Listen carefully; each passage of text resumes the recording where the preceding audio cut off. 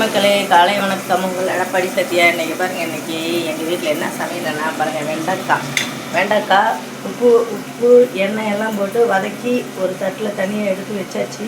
பாருங்கள், வெங்காயம் மிளகாய் அப்புறம் இதெல்லாம் போட்டு ரெடி பண்ணியாச்சு. தக்காளி எல்லாம் போட்டு எல்லாம் வதங்கிடுச்சு. அதுக்கப்புறம் இப்போ என்ன செய்யணும்னா, இந்த வதக்கி வச்சு வெங்காயத்தை இதில் போட்டுக்கணும். பார்த்தீங்களா? போட்டு ஒரு கிண்டிட்டு அதுக்கப்புறம் என்ன செய்யணும்னா கொஞ்சம் மஞ்சத்தூள், தேவையான அளவு மஞ்சத்தூள், அப்புறம் மிளகாத்தூள் கொஞ்சமாக, மிளகாய் போடலைனால மிளகாத்தூளை போட்டுக்கிட்டேன். ரொம்ப போச்சு, சாரிங்க, ஒரு ஸ்பூன் போடணும், நான் அதிகமாக போச்சு. அப்புறம் கொஞ்சம் சாம்பார் பொடி, அடுத்தது பாருங்கள், நான் மல்லித்தூள் போடணும்னா கறி மசாலா போடணும். இருங்க காமிக்கிறேன். அடுத்த டப்பாவை எடுத்து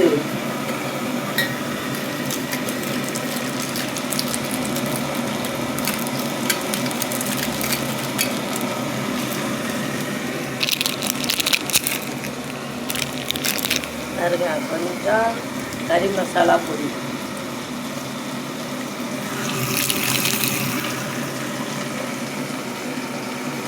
தேவையான அளவு கறி மசாலா பொடி கொஞ்சம் போட்டுக்கலாம். மல்லித்தூள் போட்டால் போடலாம், இருந்தாலும் போட்டால் நல்லா இருக்கு இல்லையா, அதுக்காக எடுக்கிறேன்.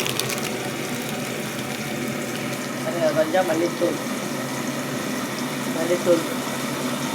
அவ்வளோதான். இது என்ன பண்ணணும்னா, இந்த கிண்டி விட்டு கொஞ்சமாக தண்ணி ஊற்றி கிரேவி மாதிரி பண்ணிக்கணும் நண்பர்களே. கொஞ்சமாக தேவையான அளவு தண்ணி ஊற்றிக்கலாமா?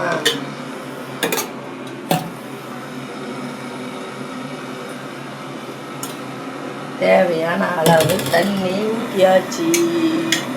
பாருங்கள், தண்ணி ஊற்றியாச்சு. தண்ணி கொஞ்சம் ஊற்றியாச்சு. இதுலெல்லாம் சுண்டு வரைக்கும் கொஞ்சம் இது ஸ்லோவில் வைக்கணும். அடுப்பை ஸ்லோவில் எரிஞ்சிட்டு இருக்கணும். அப்போ சரியாக போயிடும், நல்லா கிரேவியாக வந்துடும். பாருங்கள் எப்படி இருக்குதுன்னு. இந்த கொஞ்சமாக எண்ணெய் கொஞ்சம் சேர்த்திக்கலாம். பாக்கெட்டில் எண்ணெய் ஊற்றினேன், மிச்சமாக இருக்குது. அந்த பாக்கெட்டு ஃபுல்லாக ஊற்ற முடியல, பாட்டில் நம்பிடுச்சு. அதனால் கவரில் இருக்கிறத கொஞ்சமாக ஊற்றிக்கிட்டேன். வெண்டைக்காய் கிரேவி ரெடி. இது ஒரு 10 நிமிஷம் ஸ்லோவில் இருந்தால் நல்லா கெட்டியமாக வந்துடும் மக்களே. அதுக்கப்புறம் இறக்கி வச்சா சூப்பராக இருக்கும். பாருங்கள், நீங்களும் ட்ரை பண்ணுங்கள். பாய். பிடிச்சதை லைக் பண்ணுங்கள், ஷேர் பண்ணுங்கள், சப்ஸ்கிரைப் பண்ணுங்கள். Bye bye bye by.